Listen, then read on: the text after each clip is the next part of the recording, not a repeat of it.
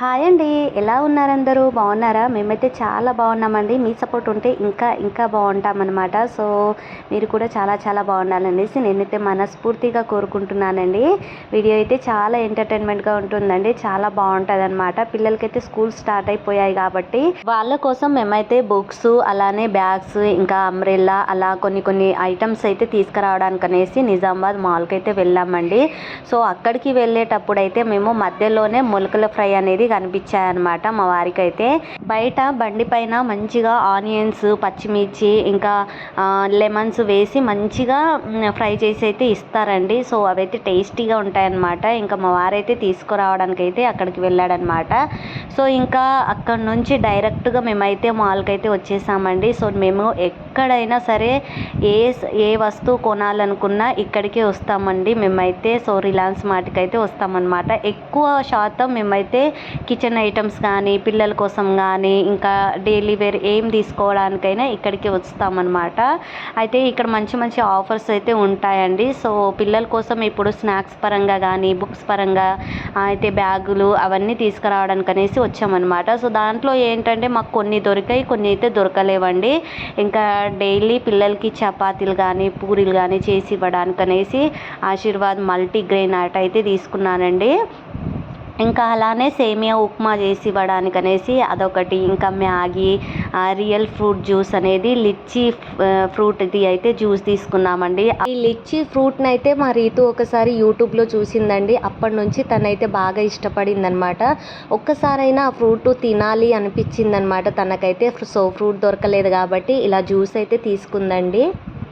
So మేము ఎప్పుడు వచ్చినా దీంట్లో కూల్ డ్రింక్స్ అయితే కంపల్సరీ అయితే తీసుకుంటామండి.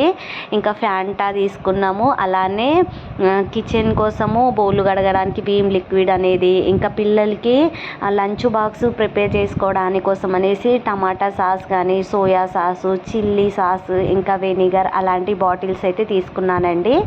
ఆ తర్వాత మాకు ఏంటంటే రీతు కోసం అయితే ఇంతకుముందు బ్యాగులు తీసుకున్నాం కాబట్టి లాస్ట్ ఇయర్దే బాగానే ఉందండి. ఇంకా అభికైతే కొంచెం పెద్దదిగా కావాలి కాబట్టి అభి కోసం అయితే ఈ బ్యాగ్ తీసుకున్నామండి. చూడండి కాస్ట్ అయితే మరి ఘోరంగా ఉన్నాయన్నమాట.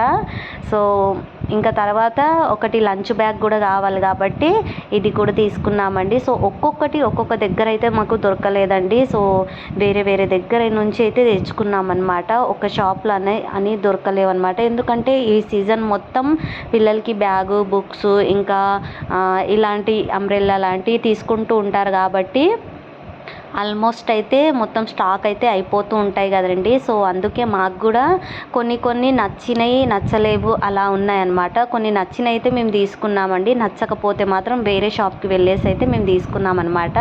ఇంకా బుక్స్ అయితే ఇవన్నీ అభి కోసమేనండి. ఇంకా రీతు కోసం అయితే వాళ్ళ స్కూల్లోనే ఇస్తామన్నారు కాబట్టి ఇంకా మేమైతే తీసుకోలేదన్నమాట. సో వీడి కోసం ప్రాజెక్ట్ వర్క్ సంబంధించిన బుక్స్ అయితే తీసుకున్నామండి.